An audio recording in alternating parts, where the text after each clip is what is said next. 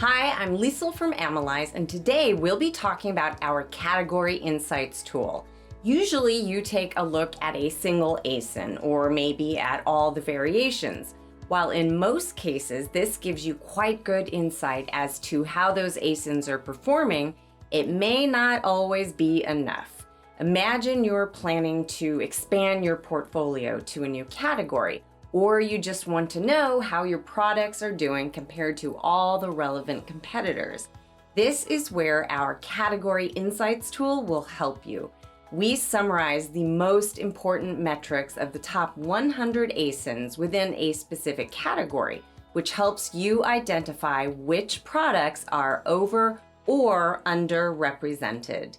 This tool also really comes in handy for seasonal events, as it provides you with insights about the most common words those ASINs use in the title, bullet points, or description, as well as the price point they're selling for. Let's take a look.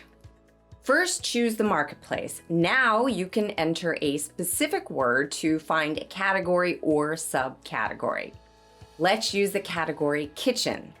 By scrolling down, you'll see subcategories like home and kitchen or home and kitchen, kitchen and dining. You can also take a closer look at subcategories. By typing in the word trash can, you'll only see categories that include the word trash can. You can also go to Amazon and search for trash can. On the left-hand side, you'll see different departments or categories.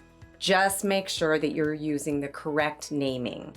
The correct naming for kitchen waste bins is kitchen trash cans. And you can find this on the product detail page or by going to the Amazon Best Sellers overview. And you'll see that the correct naming is found on the left-hand side. Lastly, you can also go to Amazon Seller Central and use the Browse Tree guide. For an overview of the different categories, you can download the Browse Tree guide as an Excel file. There you'll find the category and the Browse Node ID. Grab the Browse Node ID and go back to Category Insights. With this number, you can find that specific category as well. Now select the category, click Submit, and after a short loading period, you'll see a summarized overview of the number of products with a maximum of 100 products. Next to it, you'll see the sold units of the last 30 days, and also the sales of the last 30 days. Further below, you'll find three sections: performance, content, and sold units. If you take a look at the performance section, you can see an overview of the brands, sellers, BSR, the average buying price, and much more. Here on the left-hand side, you'll see dynamic ranges. These are based on the products we're looking at. For products with higher prices, for example, TVs, the dynamic range could be up to $1,000. Down here, you can see the average buying price of the listed products and also the average buying price of the sold products. In our example, this means that the top 100 products considered within our analysis are listed for an average price of $57.27. Taking their sales into consideration, it tells us that the average price people paid for this is $57.11. You'll always see the listed products versus the sold products, whereas listed products just takes metrics from products as they're listed, and sold products takes the metrics of the products as they're sold. If the sold products have more reviews than the listed ones, it's indicated accordingly, and it'll give you better insight on the products and the metrics that are really selling.